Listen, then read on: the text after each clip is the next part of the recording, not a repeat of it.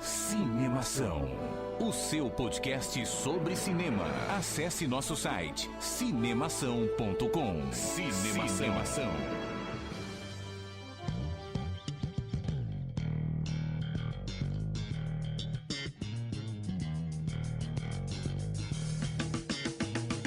Seja bem-vindo ao podcast Cinemação número 63. Eu sou Rafael Arinelli e eu sempre fiz as minhas próprias histórias. Eu sou Daniel Cury e não há nada como a respiração profunda depois de dar uma gargalhada. Nada no mundo se compara à barriga dolorida pelas razões certas. Olha como eu tô profundo hoje. Nossa senhora, foi lá no fundo da alma mesmo. Aqui é o Henrique Risato e eu ainda vou escrever os 10 mandamentos do rei do podcast. Meu Deus do céu. Já devem ter feito isso aí. Devem. Sem dúvida. Atrasado já. Eu sou o Bruno Scartazzoni e toda história é uma cicatriz. Muito bom! Finalmente temos aqui o Bruno para compartilhar com a gente todo o seu conhecimento, porque hoje o podcast Cinemação vai imergir na arte de se contar histórias. Vamos falar um pouco sobre storytelling, vamos falar sobre roteiro, sobre estrutura de história. A gente, quase todo podcast, a gente fala sobre a narrativa, a estrutura da história, os personagens estavam bem amarrados e tal. Hoje você vai entender por que a gente fala isso e o Bruno aí vai nos brindar com todo o seu conhecimento e a gente está muito feliz de ter ele aqui. Então vamos começar o podcast Cinemação número 63 com o quadro Repercussão. Agora no Cinemação. Eu começo então. Repercussão. E eu me surpreendi com o filme. Repercutindo o que rolou durante a semana. Repercussão.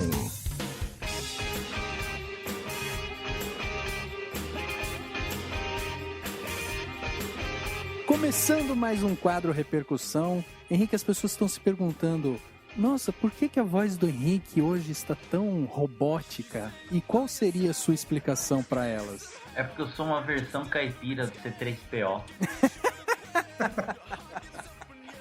Sempre foi, né? Pô, meu, nem falo porta, porteira. É verdade. E aí, Henrique, eu queria que você ajudasse, então, todos os nossos ouvintes aí, aqueles que estão entrando em contato com a gente pela primeira vez, aqueles que estão entrando no Cinemação, escutando podcast, conhecendo, né, o nosso canal. O pessoal chega até nós e às vezes não sabe como entrar em contato. Então, lembre para os nossos ouvintes quais são os nossos meios de contato. Primeiramente, temos o e-mail do Cinemação, que é o contato@cinemação.com, ou então tem os nossos Twitter, que é o twitter.com/cinemação, ou pelo facebook.com/cinemação. E já tem alguns meses aí que nós estamos com o Instagram, é o instagram.com/cinemação, pra gente ver nossas fotinhas, como a gente é barango. É verdade, as pessoas vão poder se surpreender, né? De quem é aquela voz sexy do Daniel? Será que ele é tudo aquilo que a voz demonstra ser? Elas vão falar assim: nossa, ainda bem que é podcast, né? Eu tô vendo a foto de vocês agora aqui e eu tenho uma dica para os nossos ouvintes. Não acessem essa aba. Broxante, né?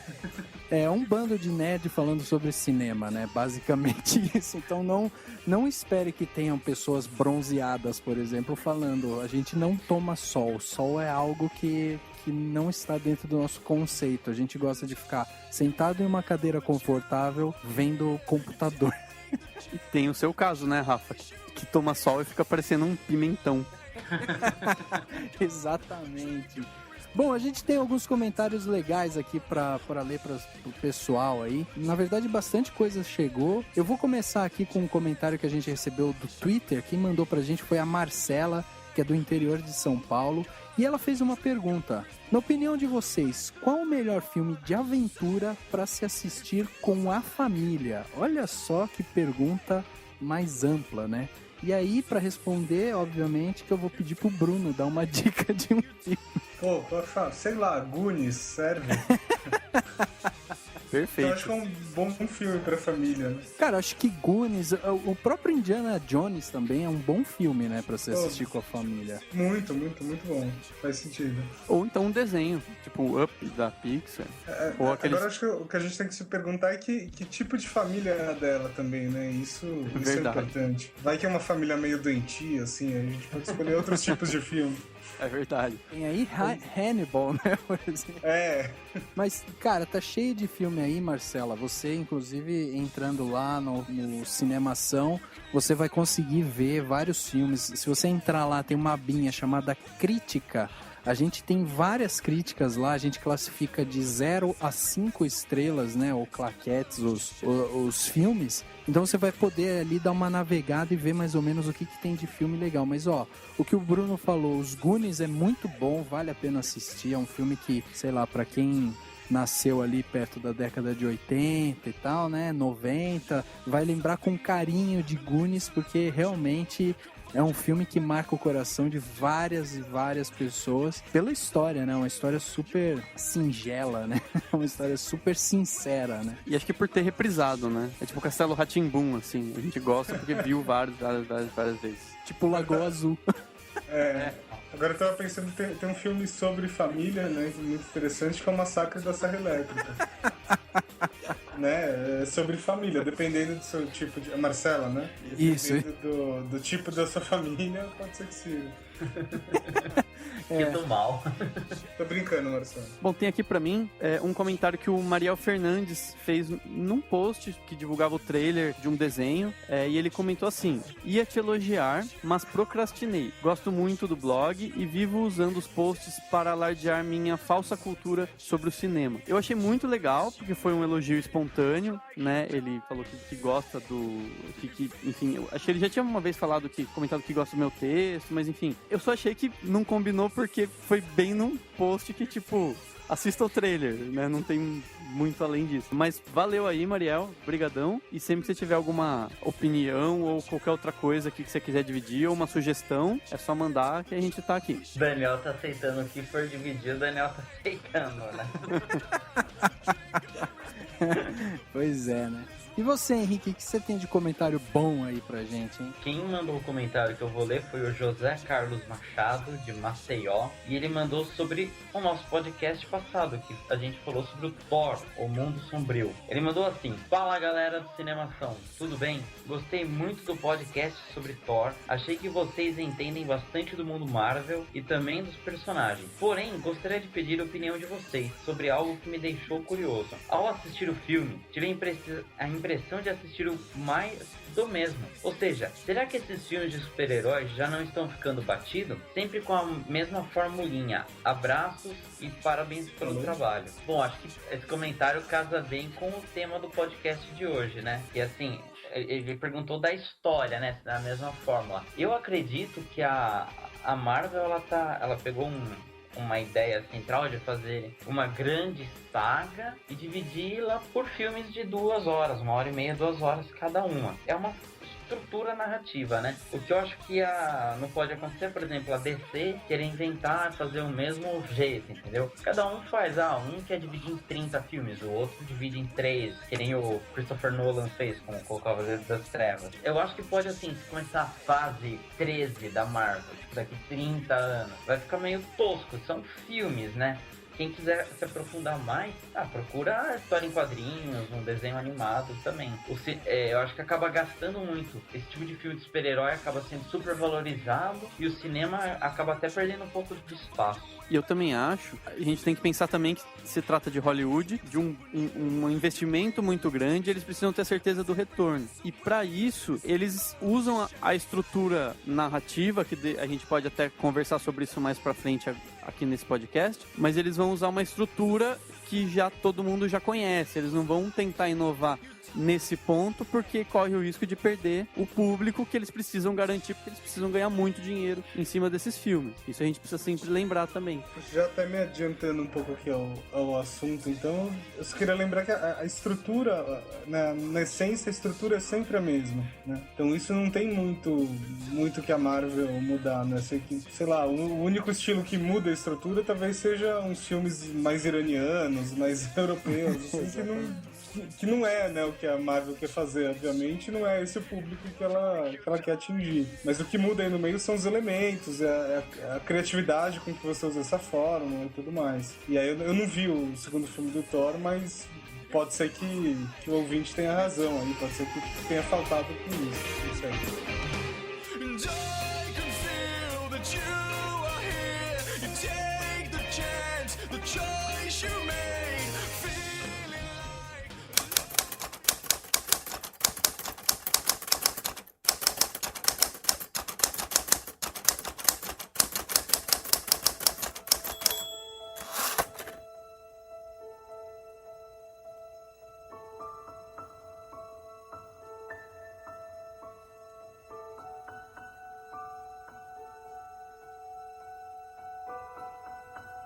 Bom, antes da gente começar a falar especificamente sobre história, storytelling e tal, Brunão, queria que você se apresentasse aí, você já palpitou e tal, já falou aí o que você achava sobre filmes de aventura e tal, mas queria que você se apresentasse aí pro pessoal, pra quem não conhece você, de onde que você é, como que você chegou até aqui, né?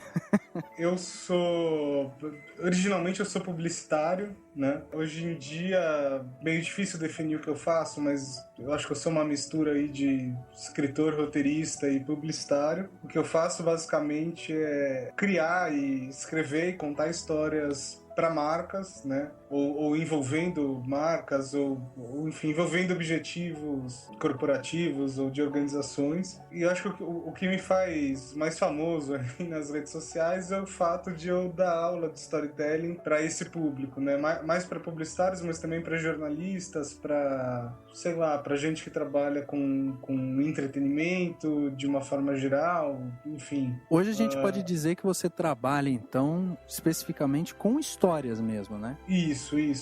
Mas não do lado do cinema, né? Eu sou o cara que faz a ponte entre o entretenimento e a publicidade. É mais ou menos isso que eu faço. E aí hoje em dia eu dou aula, eu tenho minha consultoria, né? Que faz esse tipo de coisa, que é Escritório Caldinas. Por que escritório, né? Porque é um lugar onde se escreve. Por que Caldinas? Caldinas era a minha cidade imaginária quando eu era criança, né? Tem criança que tem amigo imaginário, eu tinha uma cidade imaginária na cabeça. É sério. E além disso, eu dou aula na SPM, aqui de São Paulo, na USP, na FIA e em outros lugares variados aí. Acho que isso mais ou menos me resume. Legal, cara. E assim, a gente já podendo falar já sobre história mesmo, né, e storytelling, a gente bate sempre aqui quando a gente vai falar de qualquer filme, quando a gente vai falar especificamente sobre histórias dos filmes ou fazer uma análise daquele filme que a gente assistiu, a gente sempre fala sobre essa coisa da estrutura narrativa, a gente fala muito também sobre se os personagens eles foram bem colocados, se eles estão bem amarrados e tal. Então, Bruno, me corrija se eu estiver errado, mas assim, uma história, ela já tem uma estrutura que se baseia basicamente aí numa quebra de rotina, num protagonista, num antagonista, aí tem, né, essa quebra de rotina geralmente é causada por algum tipo de conflito, e ela tem essa sequência, esse começo, meio e fim. A gente pode definir uma história com essa estrutura? É mais ou menos por aí, sim. Acho que você acertou bastante, né? Mas para definir o que é uma história da maneira mais essencial e curta possível, eu diria que é um personagem enfrentando obstáculos para chegar num objetivo. E esse objetivo ele é colocado sim por uma quebra de rotina. Então aí tem uma coisa importante, que as histórias nunca são sobre o dia a dia das pessoas, né? É sempre sobre um dia em que deu uma merda. Não é à toa que na grande maioria dos filmes que vocês devem se lembrar aí, primeiro quarto do filme, né? Então a primeira meia hora, o primeiro 20 e poucos minutos, dependendo da duração, vai ser um período de tempo onde não acontece muita coisa, né? Você vai conhecendo ali o personagem, vai entendendo qual que é a rotina dele, vai entendendo como é que é a vida normal dele e tudo mais. E aí, de repente, depois de um quarto de filme, acontece alguma coisa que vai fazer ele ter um objetivo e vai fazer ele ter que se movimentar. Que aí ou ele vai se apaixonar, ou ele...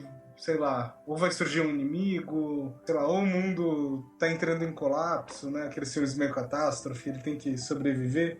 Enfim, vai acontecer alguma coisa que vai fazer ele ter que se movimentar. E aí o conflito, basicamente, seria esse objetivo e todos os obstáculos que ele vai ter que enfrentar para chegar lá no final, né? São e salvo ou não, né? Eventualmente ele não vai chegar a são e salvo. Mas o importante é ter algum tipo de transformação. O importante é que o personagem ou o mundo que ele vive, no final não seja o mesmo do começo. Entendi. Né? É importante ter aí algum tipo de transformação para dar essa noção de começo, meio e fim. Porque se chegar no final e nada se transformou, a gente vai ficar com aquela sensação de que, pô, no fundo era rotina, né? Exatamente. Então, não tem filme aí, não tem história.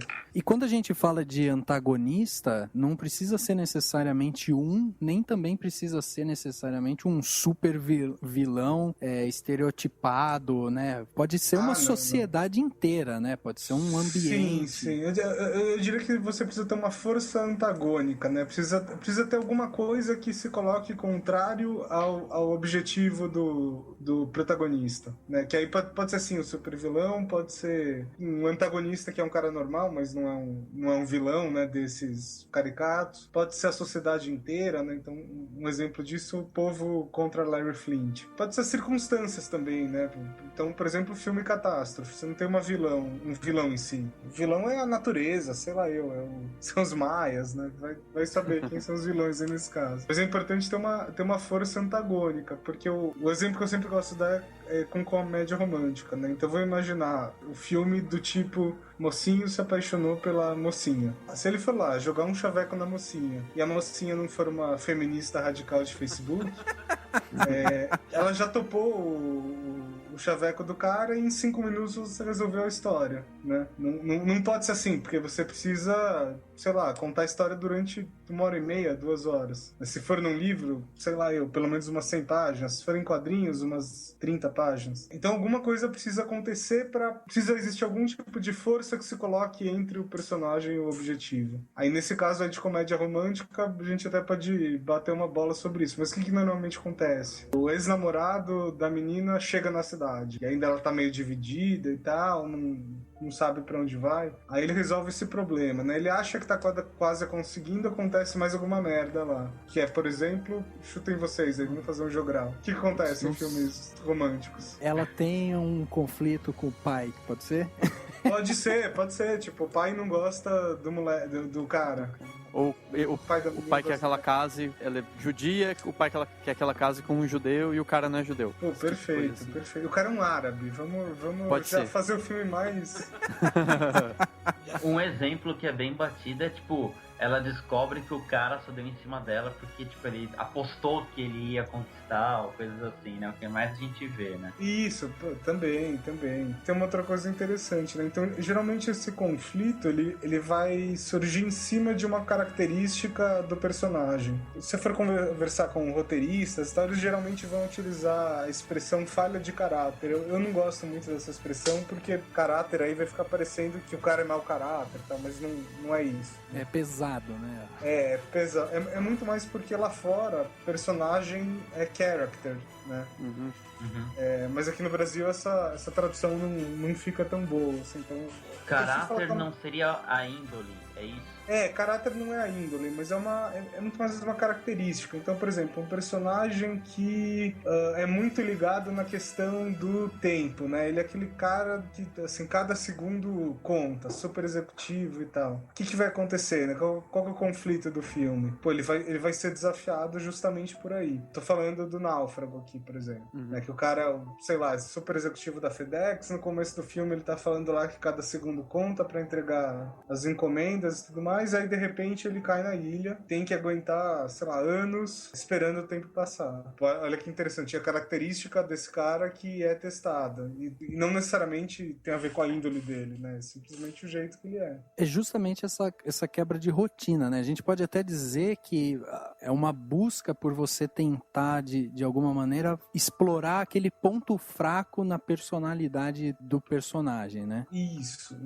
É porque, assim, todas as histórias são sobre transformações, né? Então, todas as histórias são sobre transformações, elas têm a ver com aqueles momentos das nossas vidas onde a gente vai ser muito testado em relação a alguma coisa e a gente vai ter que mudar. Então, outro jeito de encarar essa estrutura das histórias, que seria mais ou menos o seguinte, seria falar que toda história começa com um personagem que tem uma característica, vai se apresentar um conflito onde essa característica é testada. Numa primeira metade da história, ele vai tentar resolver esse problema, procurando o máximo de resultado com o mínimo de esforço, né? Porque o ser humano é preguiçoso, nós somos preguiçosos. Os ouvintes aí que estão nos ouvindo são preguiçosos. Então ele vai ser testado desse jeito, ele vai dar essa resposta, né, de mínimo de esforço, máximo de resultado. Isso não vai ser suficiente. E apesar de ele ter pequenas vitórias, na verdade ele vai indo meio que pro fundo do poço, né? Até que vai chegar na metade da história, ele vai ter chegado no patamar mais baixo possível. Ele vai estar realmente ali fudido. E chegando nesse estágio aí que ele vai ter a sacada de, ok, agora sim eu vou tomar forças para mudar essa minha característica, né, e ver se eu consigo resolver o problema. E aí geralmente ele consegue. Por exemplo, um filme bastante recente, não sei se vocês já falaram, o Gravidade, com a Sandra Bullock. Se a gente for cronometrar mesmo, qual que é o momento mais fundo do poço dela? É quando ela, entra na nave e começa a explodir tudo, né? Nem deu certo, ela conseguiu entrar na nave, mas ela sente que vai morrer de qualquer jeito mesmo. Né? Eu acho que é aquele momento que aparece o George Clooney, que ela tá imaginando só, que é quando ela desiste, né? Isso. Ela desliga o oxigênio pra morrer, né? Ela Exatamente. tenta um suicídio ali. Desculpa, pessoal, a gente não falou que era spoiler, né? A gente deu o final do Thor, a gente não tá nem aí, a gente é malvado. Não, e outra, a gente gravou já um podcast inteiro só sobre gravidade, então... Então tá bom. E o nosso lema aqui, é, passou de 2 semanas, não é mais spoiler, pode falar. É justamente isso, quando o fundo do poço dela ali é quando ela desiste de tudo, né? E se você for cronometrar, dá mais ou menos na metade do filme. Vamos pensar nesse filme mesmo, né? Então, até então, ela tá sendo só reativa, né? Ela vai fazendo ali o mínimo necessário para sobreviver, sempre esperando alguma solução externa, né? Ou uma nave que vai estar funcionando, ou alguém que vai resgatar, ou o rádio que vai ouvir ela e tal. E aí, justamente depois daquele momento, ali ela tá numa posição muito mais ativa perante a vida, né? Que ela fala assim, não, eu vou sobreviver. Se eu não achar uma solução externa, eu vou tirar de dentro a solução. Que é justamente o espírito lá não é bem o espírito, né? Uma ilusão, né?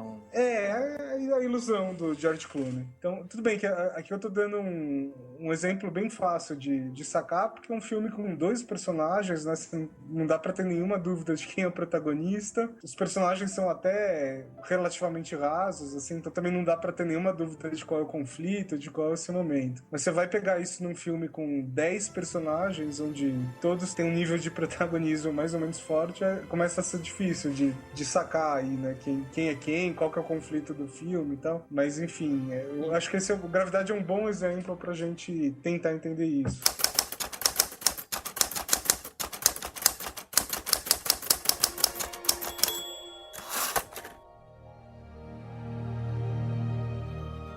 Eu entendo quando você disse que o personagem vai buscar uma solução, não necessariamente é uma solução pro problema dele, é uma solução pro filme. Porque em alguns casos, não vou saber um exemplo específico, mas tem uns casos que o cara tá tão no fundo do poço, ele fala assim, não tenho mais nada a perder, vou matar quem tiver que matar, vou fazer o que tiver que fazer, ou vou chutar o pau da barraca e, enfim, sei lá, fazer alguma coisa muito louca. É isso?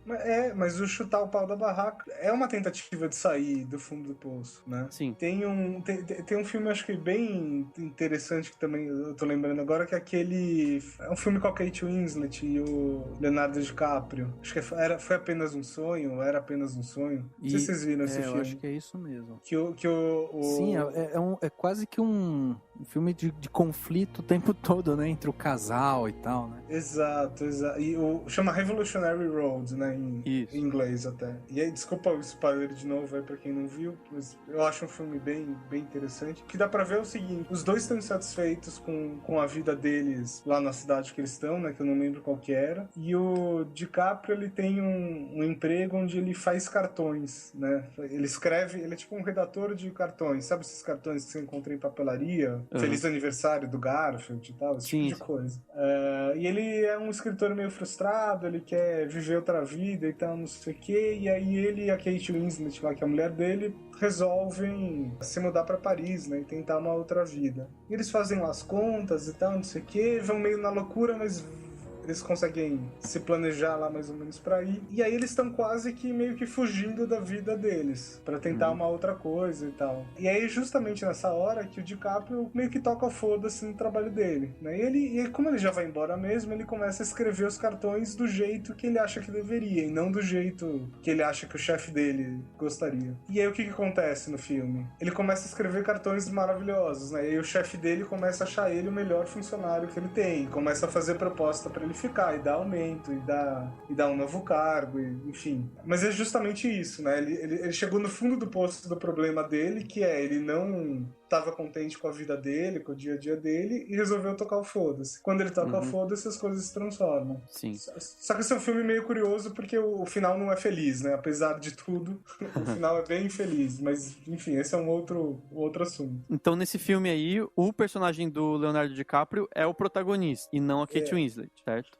Pelo que eu me lembro, sim. Né? Não, tenho quase certeza que sim, mas faz um tempo que eu vi. Porque é o seguinte, uma vez eu já aprendi em aula que protagonista é um só. Por mais que tenham vários personagens principais, dependendo do filme, dependendo da história, o protagonista é um só. Tipo, tem aqueles filmes que são várias historinhas se passando em uma cidade. E o protagonista é a cidade, entendeu? Pelo menos foi isso que eu aprendi. Eu queria saber se você concorda com isso e como que a gente... Qual a melhor forma de tentar analisar pra ver quem é realmente o protagonista em caso de filmes que tem muitos personagens ou várias histórias, etc. Deixa eu só dar um exemplo aqui que eu acho que é legal a gente falar, que seria... A gente pode dar o exemplo de Babel, né? Por exemplo. Tem um monte de personagens, várias histórias sendo contadas simultaneamente e ali você tem um protagonista. Bom, sobre Babel, especificamente, eu não vou saber dizer quem é o protagonista ali, porque também faz um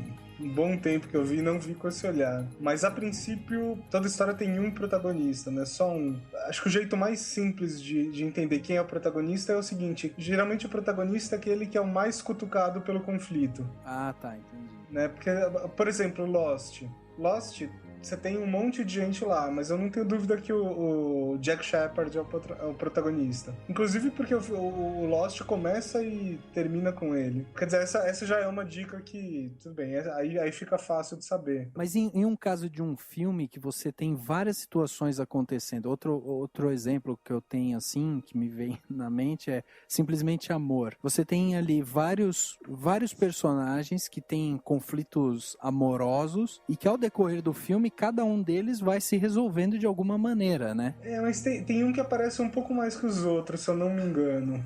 Eu também não... Posso estar falando besteira, não sei, não cronometrei, né? Mas eu tenho a impressão que sim. De qualquer forma, essa é uma questão muito técnica, né? A linha que eu gosto de seguir é essa, né? Que toda história tem um que é mais protagonista que os outros, né? Que é aquele que é mais cutucado pelo conflito. Mas você vai ter autores...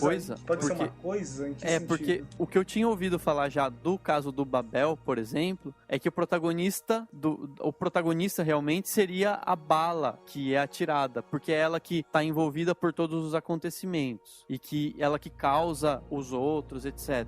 Só que eu imagino que nem todo mundo concorde com essa visão. Eu não sei se eu concordo também. Eu não concordo, não. Por um motivo, né? A bala pode até ser o que liga todas as histórias. Mas, para existir um protagonista ou um personagem, qual que é a função do protagonista numa história, né? O protagonista, ele tá lá para puxar a empatia do público. O público vai ter que se preocupar com ele. O público vai ter que se preocupar se ele vai conseguir ou não chegar lá onde ele quer, se ele vai sobreviver ou não, se ele vai morrer ou não, enfim. Se ele tá sofrendo ou não, né? O público tem que sentir junto com ele. O protagonista são os olhos do público naquela realidade que está sendo apresentada. Portanto, o protagonista, ele até pode ser uma coisa, mas ele precisa sentir, pensar e agir como se fosse um ser humano, né? Então, por exemplo, tem um filme que eu não vou lembrar o nome agora, que é um filme bem trash, assim, que o protagonista é um pneu inanimado que tem poderes psíquicos, né? Ele vai lá e mata as outras pessoas, tá? Um filme de terror. Explode as cabeças das pessoas, não é? Eu não sei, eu não lembro exatamente o que ele faz, mas ele mata as pessoas, né? Então, aquilo ali é um personagem, né? Porque ele sente, ele age, ele pensa como pessoas. Agora, se ele fosse simplesmente um pneu que não faz absolutamente nada, que não tem raiva, que não se vinga, que nada, eu não consideraria ele como um personagem. Né? Ou, por exemplo, vou dar um exemplo mais simples aqui. O Wall-E, né? O Wall-E é um robô, não é uma pessoa. Mas tudo bem, é um robô que pensa, que sente, que age como uma pessoa. Agora, essa bala, no caso, não... E no caso do cavalo de guerra, isso. por exemplo, que você acompanha a história do cavalo, mas a conexão que você tem do cavalo com o menino é justamente assim, a conexão emocional, né, entre o cavalo e o menino. Só que você vai acompanhando toda a história do cavalo perante outras pessoas. Aí, nesse caso, o cavalo é o protagonista, por mais que ele não tenha reações tão humanizadas. Eu não vi. Esse eu não posso falar. Mas assim, eu já vi é engraçado, esse é daqueles filmes que eu não vi, mas eu já li um artigo sobre, né? E o artigo falava justamente isso. Que assim, que o filme acabou sendo um fracasso de público e de crítica também, justamente porque o Steven Spielberg tentou transformar o cavalo no protagonista. E o cavalo não conseguia não conseguia capturar essa empatia do público. Porque ele não tem reações humanizadas, sabe? O cavalo, você não vê o cavalo triste, o cavalo...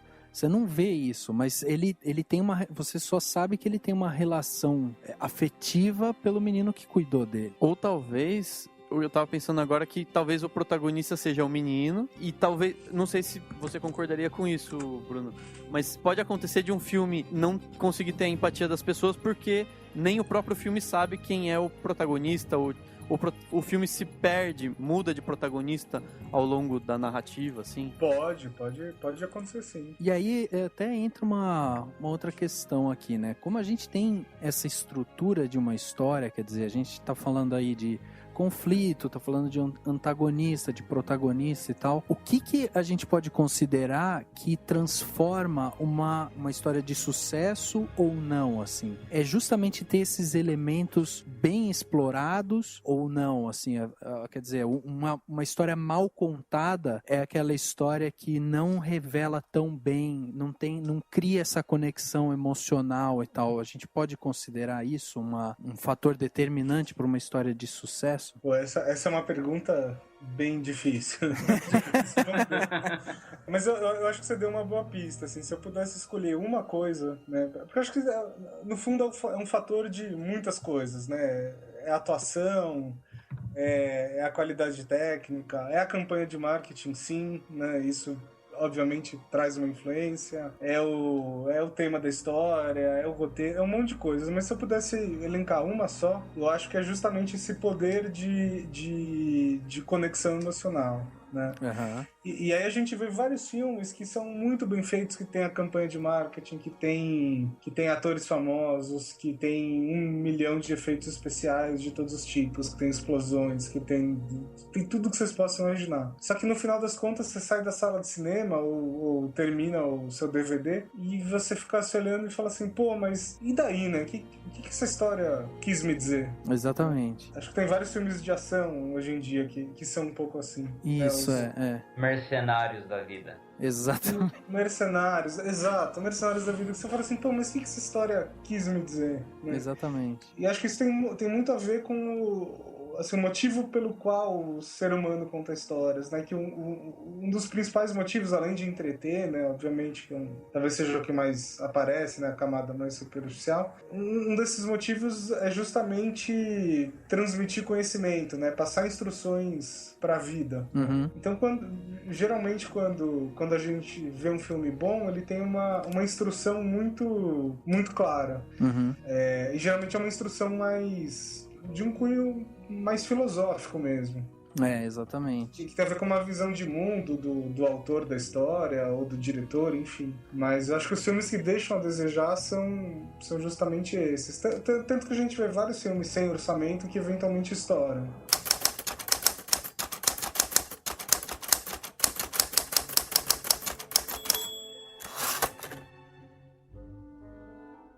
E no caso desses filmes que são mais crônicas, vamos até fugir um pouco dos experimentais que fazem um monte de maluquice e não é pra ter muito sentido. Mas tem algumas crônicas ou tem alguns filmes que não contam bem uma história, só mostram várias cenas, tentam, sei lá, traçar um panorama de alguma coisa, etc. Isso foge do storytelling ou é simplesmente uma outra forma de contar a história? Como que funciona isso? Mas dá um exemplo. Eu pensei no Som ao Redor. Não sei se você chegou a assistir. Som ao Redor, não vi. Porque ele é uma crônica, né? Ele mostra... Tudo bem, ele tem uma linearidade lá, mas o foco são as cenas do cotidiano e como as pessoas vão agindo no dia a dia. Não tem, né, um grande pico, etc. Esse tipo de coisa, como que é? Ele não sei como explicar, não sei como definir essa pergunta. Acho que deu pra entender. Que nem aquele filme, sei lá, tem um filme experimental, eu não vou lembrar o nome dele agora, mas que acho que até é um filme europeu, sem fazer piada com isso. Até porque eu adoro filme europeu, não é esse o problema. Mas tem um filme que nada acontece, né? E a proposta dele é justamente isso, mostrar o cotidiano das pessoas, que deve ser mais ou menos parecido com esse Som ao Redor. É meio polêmico o que eu vou falar, tá? Mas eu pessoalmente não considero isso uma história, né? Aquele filme é uma obra de arte, sim, mas não é uma história. Você não tem aí a linguagem do storytelling. Faltam alguns elementos para você poder considerar isso uma história. Apesar de que é um filme e é uma obra de arte. Entendi. Mas ser um filme determina a mídia, né, na verdade, não o conteúdo. Claro. E aquela ideia, acho que fala a saga do herói, né? Você sabe explicar isso pra gente? Sei, bom ponto.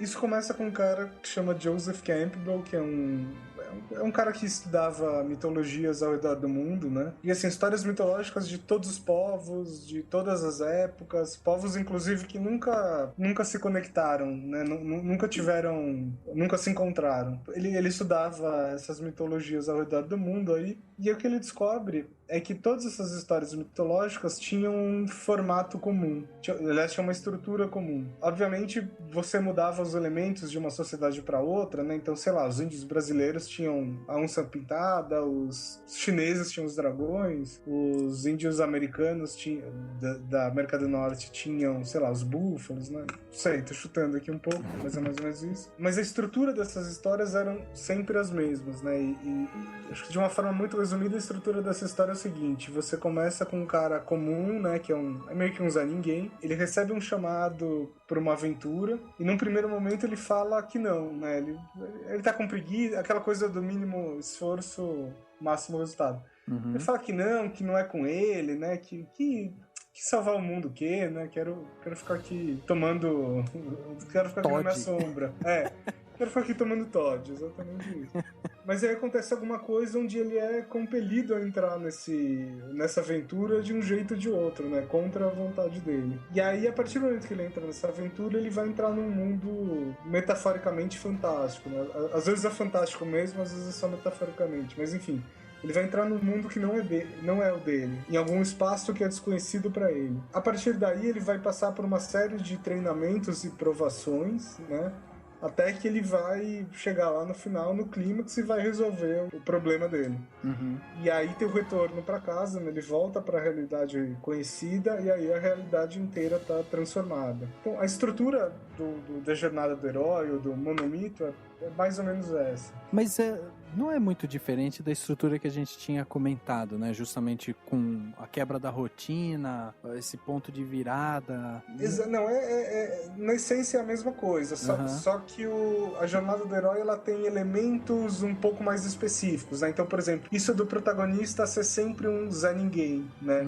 Isso é uma coisa específica da jornada do herói. Então, isso do protagonista num primeiro momento muito falar que, isso não é comigo. Isso é um problema específico da jornada do herói. E aí o Joseph Campbell descobre isso e tudo mais. Não se sabe exatamente por que, né, isso acontece. Aí tem várias teorias, né? Tem uma teoria que diz que isso tá meio que no instinto humano de um jeito ou de outro. E tem a outra teoria que diz que isso tem a ver com o ser humano ter surgido primeiro em um lugar específico, né, que foi ali na África, em algum lugar da África, e depois ter se espalhado, né, como se a partir do momento que ele se espalhou, ele levou isso para outros lugares. Ou talvez seja um pouco das duas, né, assim, nunca saberemos. Um livro que acho que esses passos da jornada do herói, eles são bem delimitados, é o Hobbit, né? Não sei se você já leu o livro mesmo. Que todos os passos, até o retorno para casa, tudo, que tem aprovação máxima, conquista da recompensa, depuração, retorno transformado. Eu tava vendo um artigo aqui que na época da faculdade eu li, e agora a gente tá batendo papo e eu peguei para dar uma olhada. E o Hobbit é um exemplo espetacular do que você tá falando, que tem todos esses passos bem delimitados. Não só o Hobbit, o próprio Senhor dos Anéis, né? Sim, sem dúvida. Mas tem vários outros filmes, né? O Star Wars, Avatar, o Harry Potter, tem vários, assim, que seguem essa formulinha. E aí tem uma coisa interessante, né? O Joseph Campbell, ele foi professor do George Lucas, e eles eram muito amigos. E aí ele deu meio que uma consultoria pro George Lucas na época que ele estava escrevendo o Star Wars, a trilogia original. Não é à toa, né, que Star Wars tem esse peso mitológico, né, na nossa sociedade atual. Sem dúvida. E aí o Campbell fala uma coisa bastante interessante, né?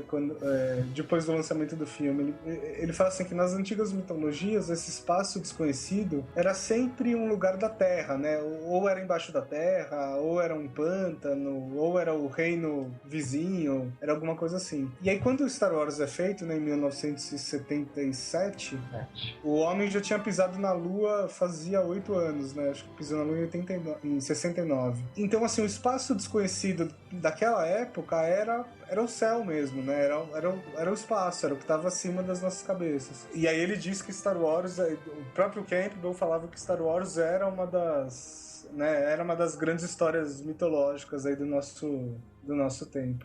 Agora, assim, todas essas estruturas, tanto a jornada do herói, quanto uma estrutura clássica aí, né, de contar a história e tal, assim, hoje a gente pode dizer que existe essa metodologia que a gente pode considerar como uma metodologia que é o storytelling, mas isso não se formou como estrutura, né? Isso foi aprimorado com o tempo, ou não? Isso já vem de muito tempo, né? Isso vem de pelo menos 30 mil anos, que a comunidade científica estima que a linguagem humana surgiu entre 30 e 100 mil anos. Então é uma coisa que tem pelo menos uns 30 mil anos. Que a gente não sabe exatamente como surgiu, né? Mas, de novo, a gente vai entrar naquelas discussões que não... Tem várias teorias e nunca saberemos exatamente qual que é certo. Mas eu particularmente acho que tem muito a ver com uma parada de tentativa e erro mesmo, né? Porque vamos imaginar o seguinte, vamos imaginar que a gente é uma tribo da época dos Homens das Cavernas, né? E aí você, Rafael, conseguiu descobrir como faz uma fogueira, né? Você conseguiu dominar o fogo. Pô, legal. Aí você quer contar isso pro resto da sua tribo por uma questão de sobrevivência. Só que nessa época não tem Google, não tem enciclopédia, não tem TV, não tem porra nenhuma. A única coisa que você pode fazer é sentar em volta da fogueira e contar pra gente. Se você contar de uma maneira chata, se você contar de uma maneira que não prenda a atenção das pessoas e que as pessoas não memorizem, você vai estar colocando em risco a sobrevivência da nossa tribo, certo? Sim. Muitos dos nossos ancestrais devem ter contado de uma maneira chata e todos os descendentes dele estão mortos hoje em dia. Mas tinha alguém lá que resolveu contar de uma maneira mais divertida, né? E contar de uma maneira mais divertida é na verdade, conectar a informação à emoção, né? Porque quando a informação tá ligada na emoção, a gente grava mais fácil, isso fica na memória por mais tempo, a gente entende melhor a informação. E aí vem um outro dado interessante aí dos neurocientistas e tal, que tem 3 coisas que chamam mais atenção, né, pros seres humanos, que é sexo, ameaças e emoções. Então, quando tem a ver com essas coisas, vai ser mais fácil desse conhecimento ficar na nossa cabeça e depois ser retransmitido. Então, aí você não vai simplesmente contar sobre a técnica de esfregar um gravetinho numa pedra e, sei lá, fazer o fogo. Exatamente. Né? Você vai fazer, assim, quando você descobriu isso, você tava... Qual era o momento da sua vida, né? Você fez isso porque você estava fugindo de um tigre, né? Não sei. Você fez isso porque você queria criar um clima romântico para sua mulher das cavernas, né? Exatamente. Sei lá, você vai ligar isso a uma outra informação que é emocional, que não é só racional. Uhum. E isso, por vários motivos, acabou dando muito certo e essa estrutura que a gente usa até hoje. Mas só uma última informação, o primeiro a tentar delimitar isso, entender que estrutura é essa, foi Aristóteles, né? Só pra vocês verem como isso já é antigo. É antigo. É assim, cara, eu tenho... Assim, cada um escreve críticas e análises do jeito que melhor lhe convém, né? Mas assim, eu tenho uma mania de que toda vez que eu assisto um filme, ele precisa de alguma maneira me conectar emocionalmente. E aí eu me pego, quando eu tô escrevendo a crítica e tal, eu me pego sempre fazendo essa análise. O personagem, ele não tem uma conexão, ele não traz uma conexão emocional com o público, por exemplo. Esse, pra mim, é um dos fatores mais determinantes de uma história, assim, se ela consegue ser bem sucedida ou não, entendeu? Então, eu acho que, assim, hoje, cada um escreve o artigo do jeito que lhe convém. Mas eu acho que a mesma coisa em relação a escrever o roteiro e tal, né? Porque, por exemplo, a gente vê aí, se você assistir o programa do Jô, você vai ver que ele gosta de escrever livros, ele gosta de escrever história, ele fala que sempre começa do final, né? Ele começa o livro, mas aí ele já vai pro final, já arranja a solução que tem para arranjar, e depois ele volta desenvolvendo tudo aquilo para chegar até aquela solução. Então, o que eu entendo é que não existe assim uma fórmula fechada na hora de você desenvolver a sua história, né? Você tem, sim, mecanismos que vão te ajudar a aprimorar ela, né? Sim, sem dúvida. A criatividade ainda é uma coisa importante aí. E realmente não existe um método mais correto que o outro, né? Isso até é muito dividido entre escritores e roteiristas. Tem gente que só começa a escrever com a história totalmente pronta. Tem gente que só sabe o começo e começa a escrever sem saber onde vai dar o final, por exemplo. Agora, isso que o Jorge Soares falou, eu não sabia, mas eu acho bastante interessante. Eu, particularmente, gosto muito de começar uma história ou pela quebra de rotina ou pelo clímax. Porque, assim, se você tem os seus personagens muito bem construídos e se você tem uma cena já pronta, né, que é a quebra de rotina, o clímax, que eu acho que são as duas cenas mais importantes sempre, fica relativamente fácil de você ir para trás ou para frente como se fosse até uma equação matemática. Porque se a gente pensar bem, nós mesmos, né? Ninguém toma decisões completamente aleatórias na vida, né? Você toma suas decisões dependendo dos traumas que você já passou, do seu histórico familiar, de onde você veio, da sua visão de mundo. E se você tem isso muito bem construído para um personagem, você sabe que a partir de uma quebra de rotina ele não poderia ir para dois lugares diferentes, né? Ele só poderia ir para um lugar. Ou então a partir de uma cena aí de clímax, isso não poderia ter surgido de 10 coisas, de 10 opções diferentes, né? Isso só poderia ter surgido de uma quebra de rotina. Então existe essa característica quase matemática também das histórias.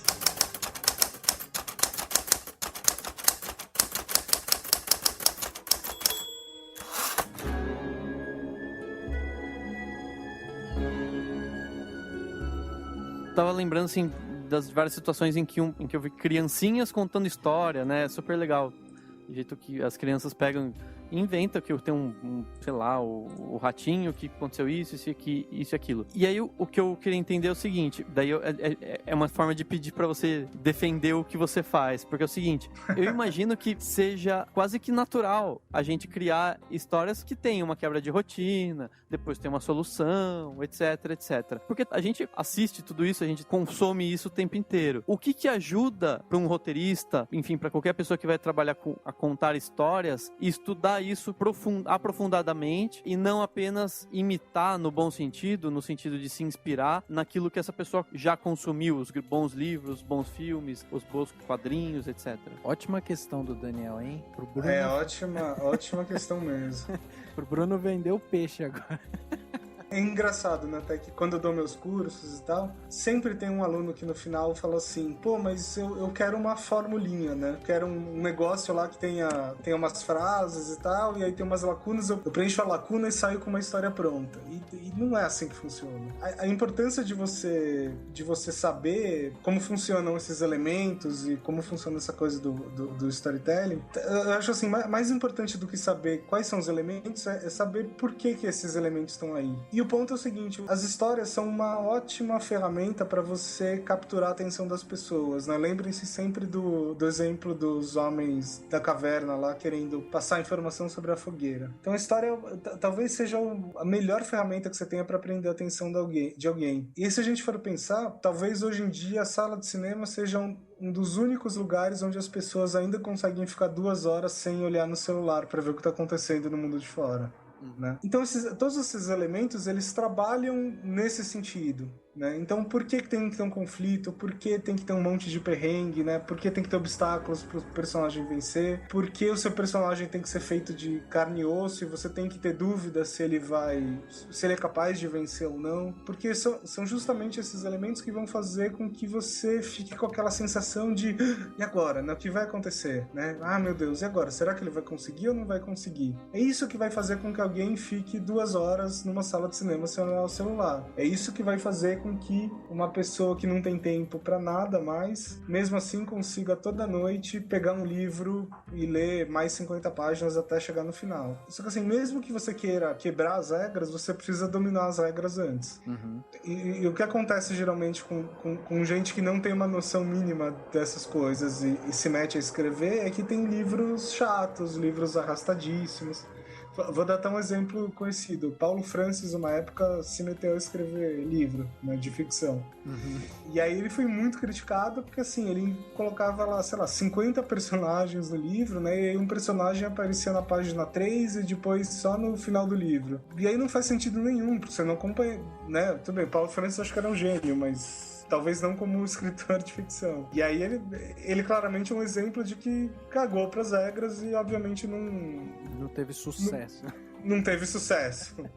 Exatamente isso. Não sei se eu respondi, porque essa é uma pergunta meio complicada também. Mas não, acho que é mais ou menos respondeu por aí. A ideia não era também, era só questionar, mas Sim. eu, pelo menos, tenho muito interesse em estudar tudo isso, porque, acima de tudo, eu gosto de entender as coisas. E eu acho que, às vezes, muita gente não gosta de estudar determinadas coisas, não tô falando especificamente de storytelling, mas de qualquer outro assunto mesmo, porque elas querem ter uma finalidade muito clara para absolutamente tudo, e eu não acho que haja essa necessidade. Mas eu entendo que tem, claro, essa importância toda, e eu queria justamente debater mesmo, não era uma provocação, não. Entendi.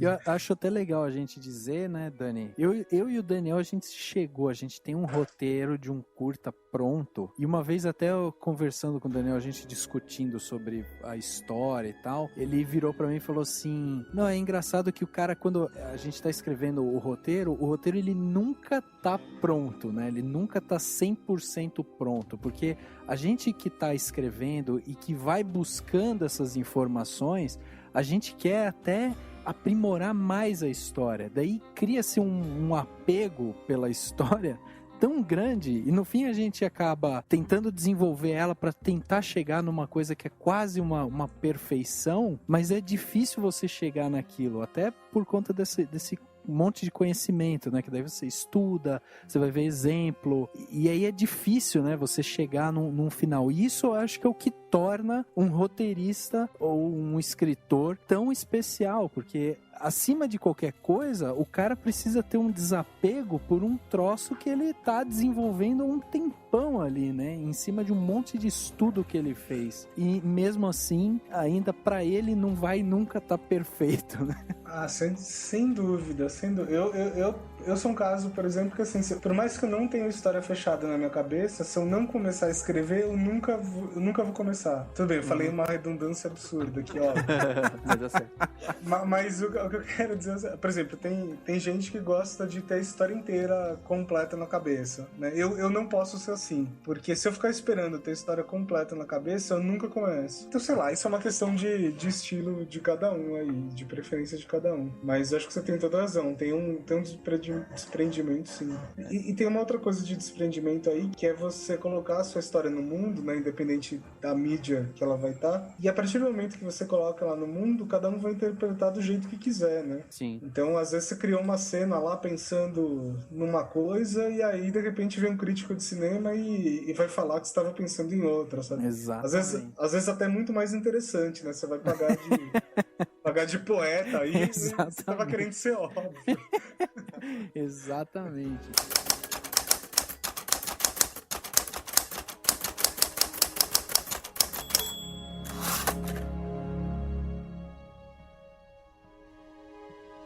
O último podcast que a gente gravou foi sobre Thor. E aí a gente trouxe aqui o Antônio Dias, que gosta muito de HQ, lê muito o mundo Marvel, gosta muito do mundo Marvel, né? E a gente discutiu o filme e tal, depois a gente deu as notas e tal. E finalmente, nesse último final de semana, eu fui assistir o filme, porque eu era o único que ainda não tinha ido assistir. Mas, por mais assim que eu ache super legal esses filmes de super-herói que venha do mundo HQ, tem alguma coisa nesses filmes que não me prende emocionalmente, assim, porque eu começo assistindo o filme já sabendo que vai dar uma merda gigante e que ele vai dar um jeito de resolver. Não tem, pra mim, não tem nenhum tipo de elemento de surpresa, sabe, esses filmes. E aí eu coloco na minha ótica, né, a maioria desses filmes de super-herói que estão vindo aí de HQ.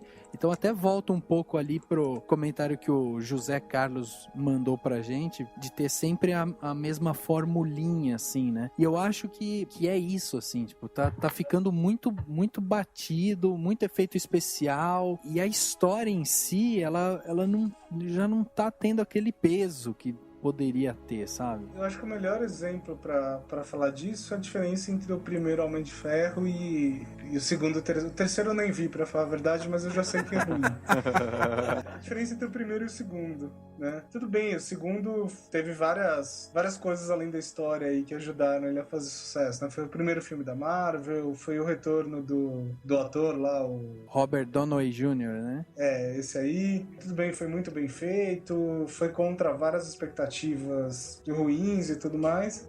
Mas além disso, tinha essa conexão emocional, né? Porque você tinha ali um personagem que tinha fraquezas muito bem exploradas. Exatamente. E aí, tipo, você até tinha dúvida se ele ia conseguir ou não, né, no primeiro filme. Depois ele já era super-herói, né?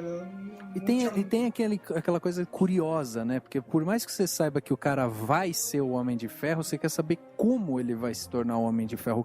O que o motiva a se tornar o Homem de Ferro. Aí nos outros filmes você já tem ele consolidado como um Homem de Ferro, já sabe que vai dar alguma merda gigante lá, e ele vai resolver, entendeu? Então o elemento de surpresa se perde, assim, sabe? Sim, sempre daria pra criar mais, né? Ponto é, a história vai tender a ficar sem graça se você não tiver mais dúvidas que o personagem vai conseguir chegar onde ele quer chegar. Exatamente. Então, tem até uma história curiosa, né, do próprio Superman. Se eu não me engano, a Kryptonita veio nas histórias do Superman lá pela década de 80. O Christopher Reeve já tinha a ideia da Kryptonita, né? Aquele filme da década de 70.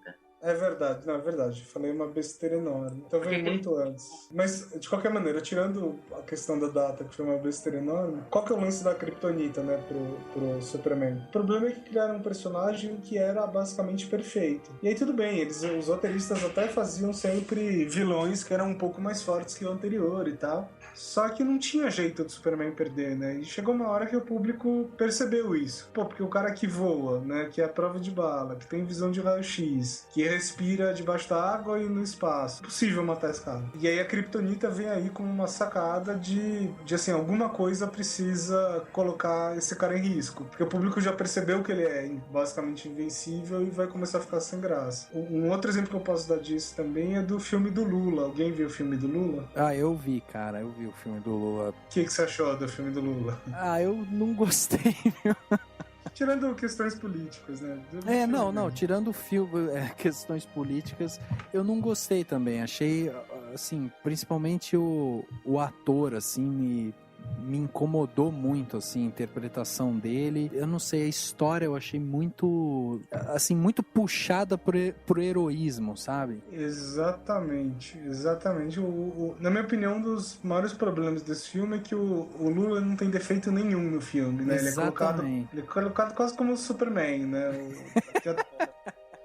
Tem até um amigo, o Fernando Palacios, que ele diz que só falta ele abrir asas e sair voando, né? É verdade. E aí, em compensação, a gente pega um outro filme baseado em histórias reais, por exemplo, do Chico Xavier, que é um cara que é, sei lá, quase santo, né, na religião dele. Quer dizer, acho que é meio santificado de uma certa forma. Uhum. E ainda sendo santo, ele tem um monte de defeitos, né? Então ele é inseguro, ele é vaidoso, Uhum. né? Uma das últimas cenas tem até a ver com isso. Enfim, vocês percebem a diferença, né? O Chico Xavier é o cara que você até sabe qual é a história, você até sabe qual é o final da história, né? Você sabe onde o cara vai chegar, você sabe que o cara vai ser foda e tudo mais. Exatamente. Só que você tá vendo ali o que ele passou como ser humano, porque ninguém é perfeito, né? Uhum. Você pode pensar o cara mais foda do mundo, para chegar onde ele chegou, ele passou por um monte de problemas, ele teve dúvidas, teve medos. É essa informação que segura a gente dentro de uma sala de cinema, né? Exatamente. Porque de alguma forma a gente está aprendendo com essa experiência. Quando vai pro caso do Lula, você não tá aprendendo nada com essa experiência, porque obviamente não é a situação real ali, né? Acho que isso explica muita coisa. E a gente se identifica com os personagens muito mais pelos defeitos do que pelas qualidades deles, né? Sim, sem dúvida. A gente se identifica com o personagem porque a gente já sentiu um medo daquele jeito, a gente já teve algum momento em que a gente, sei lá, teve insegurança, etc. Sem dúvida. Putz, foi muito bom e eu acho assim, Bruno, se você tiver alguma consideração final para fazer para as pessoas que estejam aí interessadas em storytelling, em roteiro, você tem algum conselho para dar para essas pessoas? Tem o meu blog fazendo um jabá, né, que fala não só desse assunto, mas principalmente disso, que é o www.caldinas.com.br, e ali, inclusive no meu blog, vai ter uma abinha de bibliografia onde você pode achar vários textos externos e livros e vídeos e palestras e coisas do tipo que falam sobre o assunto. Então, ali é sempre um lugar legal de começar a bisbilhotar. Legal. Mas se você quiser ver um livro só, né, eu recomendaria o Story do Robert McKee. Eu acho que é a Bíblia, né? Não sei se é o mais completo, mas assim, é um ótimo livro para você começar. Legal, meu. Vamos então pro plano detalhe, onde o Bruno vai dar mais dica ainda.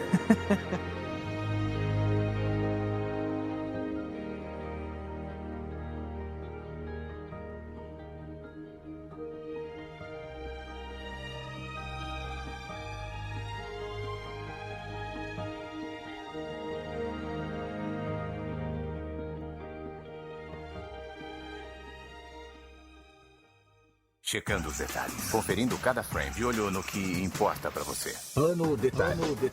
Agora, no Cinemação.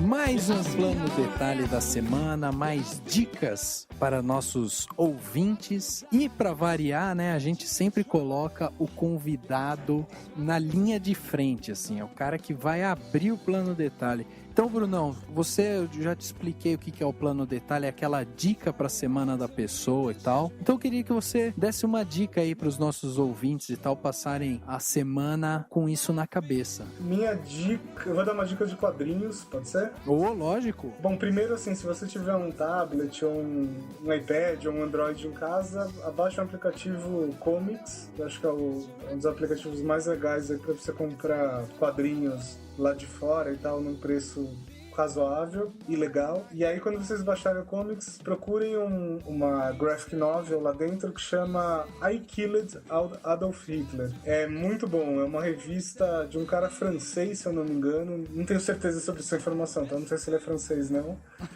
Tá bom.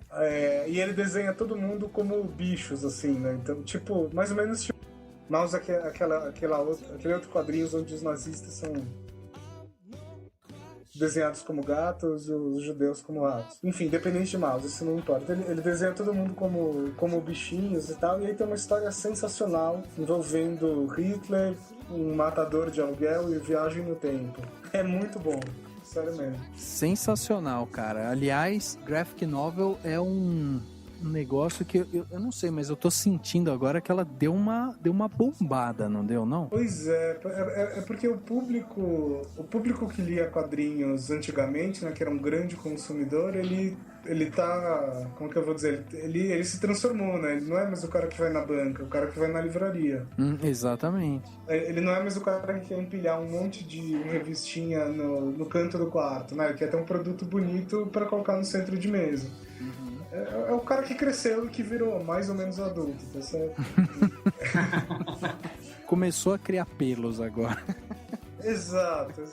Então não é à toa que vende muito e que as editoras descobriram isso como um filão novo aí pra elas, né? Bom, e aí, agora Dani, Henrique, um de vocês quer falar ou eu posso começar com o meu plano detalhe? Posso começar. Seguinte, a gente já comentou de um filme que acho que todo mundo que assiste gosta, porque ele tem toda uma relação até com a adolescência, etc. Que é o As Vantagens de Ser Invisível. Então, a minha dica não é apenas para que as pessoas assistam esse filme, é porque o filme, ele tem várias coisas muito interessantes. Eu tive a oportunidade de assistir os extras do Blu-ray, e eu imagino que eles também estejam no DVD. Né, provavelmente. Não deixe de assistir os extras desse filme, porque tem uma cena que teve que ser cortada, acho que nem foi filmada pra ir pro filme, ela foi filmada porque eles estavam lá. Então a dica é, preste atenção nas cenas, porque todas elas têm a opção de áudio do diretor, e ele conta coisas muito interessantes delas, e especialmente tem uma que tá a Emma Watson na cena do túnel, que é famosa do filme, porque ela tá, enfim, solta na caçamba de uma caminhonete, mas é uns 4 minutos de silêncio e ela lá, e tem uma outra cena logo depois que ela vista de baixo e ela manda beijo. É lindo, é uma cena muito bonita mesmo. Então, depois de ver o filme, que ele já é um pouco emocionante, ele já tem uma pegada bonita, assistir essa cena é uma experiência muito legal, que eu recomendo pra todo mundo. Aliás, você já assistiu esse filme, Bruno? Opa, não vi. Eu tava justamente procurando ele aqui agora na locadora do Paulo Coelho e abri uma janela do nada. Mas cara, esse filme é um filme que você que gosta de história, que estuda história, que leciona história, esse é um filme que vale a pena você assistir, porque eu escrevi inclusive a crítica desse filme no Cinemação. É um filme que me surpreendeu muito, eu fui completamente despretensioso assistir o filme, achando que era um filme de draminha adolescente, assim e tal, mas um filme meio clichê nesse sentido. E no fim é um filme que ele explora de uma maneira tão brilhante, né? O drama adolescente, ele tem assim umas tiradas muito boas e você cria assim essa conexão emocional com o personagem principal. E a Emma Watson tá sensacional nesse filme. Aliás, se me permitem fazer uma propagandinha de um outro podcast, o Rapadura Cast tem uma versão, uma edição só sobre esse filme, que é bem legal. Tem o pessoal fala umas coisas bem bacanas, aí eles se abrem, né, se falam da infância, etc. É bem legal. É um filme que conecta você justamente com o seu lado adolescente, infantil, assim, ele te relembra muito isso. Vale a pena mesmo, muito legal o plano detalhe do Dani. E Bruno, eu recomendo você, cara, pra assistir. Eu acho que você vai curtir. Assiste e depois manda pra gente uma resenha. Tá bom. Eu tô baixando legalmente. Bom, eu vou deixar o Henrique por último aqui, porque o meu plano detalhe é bem rápido. Eu, na verdade, já tinha falado antes dessa obra, mas eu tinha falado assim meio superficialmente, e eu queria deixar aqui meu plano detalhe pro graphic novel também, que Maurício de Souza chama de graphic MSP, que é da Turma da Mônica, que é o Laços. Eu finalmente adquiri a minha versão, li ela inteira e eu tenho que dizer que é uma obra belíssima, assim. Ela foi escrita e foi feita pelos irmãos Vitor e Lu Cafage, e são 2 artistas desenham muito e tem uma sensibilidade nos desenhos, na história que é ímpar, assim. E eu queria deixar aqui um detalhe para quem comprar o livro, né, quem for atrás do livro, é para você se atentar justamente no final do livro. Você tem uns extras, que é como se fosse um making of, assim. E aí eles contam um pouco sobre o processo criativo, como que foi feito, estudos de formas dos personagens e tal. Mas, assim, é lindíssimo. Eu ia lendo quase que uma página por vez, porque, assim, bem devagarzinho, sabe? Tipo, bem lento, porque eu não queria que acabasse. E é lindo, cara. Você tem que se atentar aos detalhes, os traços, a história, pra quem não conhece, se passa ao redor do Cebolinha.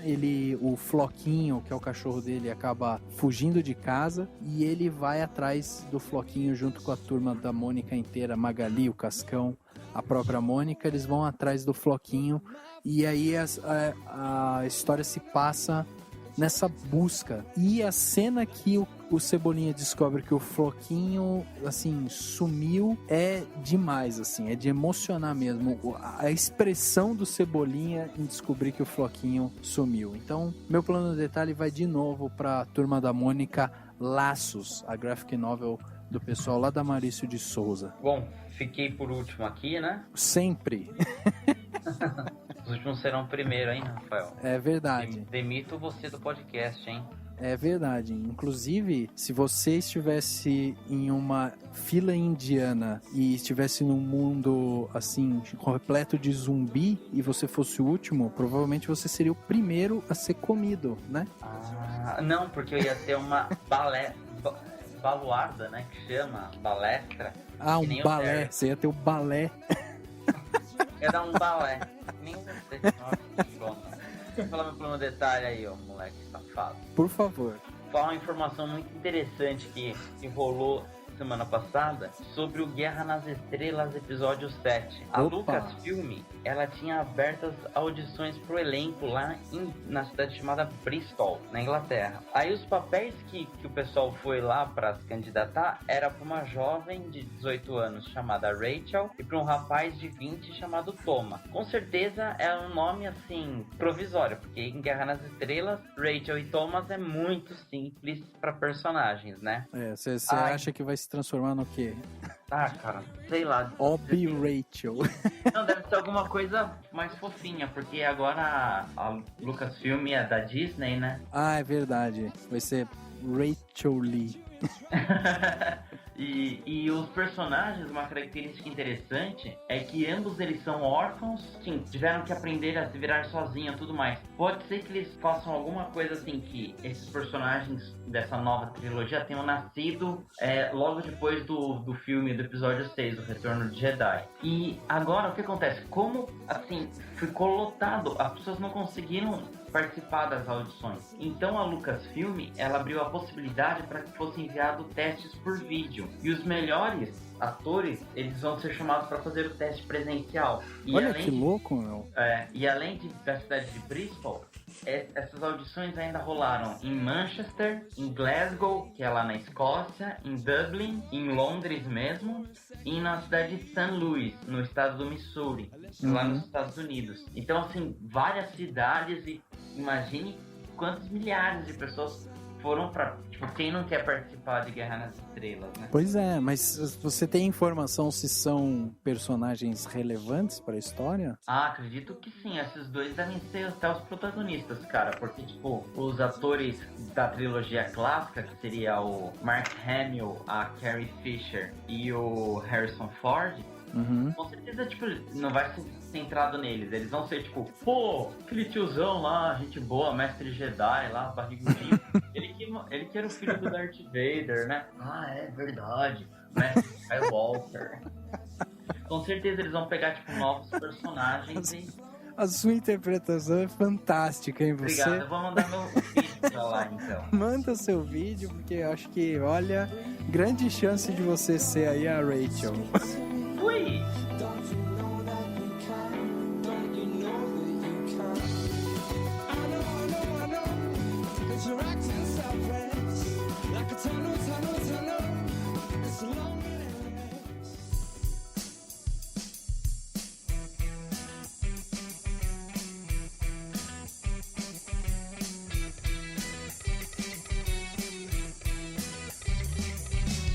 Chegando ao final de mais um podcast, agora o podcast Cinemação número 63. Falamos sobre storytelling, roteiro, estrutura de histórias, a arte de se contar história, né?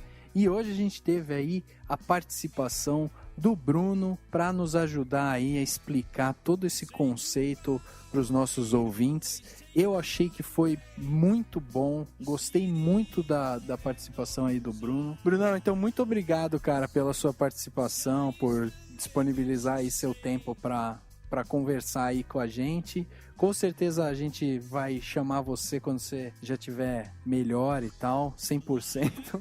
Mas muito obrigado aí pela participação mesmo. Pode chamar, vou com certeza. E, agradeço o convite aí, foi uma experiência muito interessante. Valeu, Bruno. Valeu, Rafa. Valeu, Henrique. Obrigado a todo mundo e até semana que vem. Até mais, pessoal. Valeu, Brunão. Valeu, Rafa. Valeu, Dani. E desliga esse podcast aí e vão ler um livro. Boa! Mas não Crepúsculo. Cara, até Crepúsculo é válido. Até pra, sei lá, melhorar o português. Ou é tipo um estudo psiquiátrico, assim, de pessoas obcecadas por uma outra pessoa. É interessante. Assustador, mas interessante. Muito bom, cara. O podcast Cinemação número 63 fica por aqui e a gente se vê no próximo.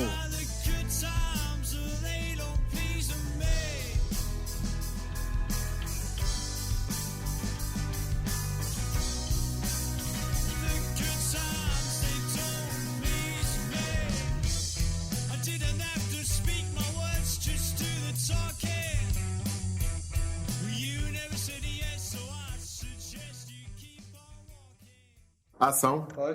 Pode me convidar. Só me convida num dia mais tranquilo pra mim. pra quem não sabe, eu tirei o 2 sisos ontem. Eu ainda tô meio grog aqui de antibiótico e remédio e tudo mais. Mas num dia mais tranquilo eu volto com certeza. Cara, com certeza falta alguém explicar o porquê que o siso existe, né? Porque sei lá, o dente mais inútil que o ser humano pode ter é o siso. O Rafael e o Daniel sabem o que eu fiz quando eu tirei os dentes do siso. Ele aproveitou e fez uma cirurgia de sexo, foi impressionante. Não, cara, é quase isso.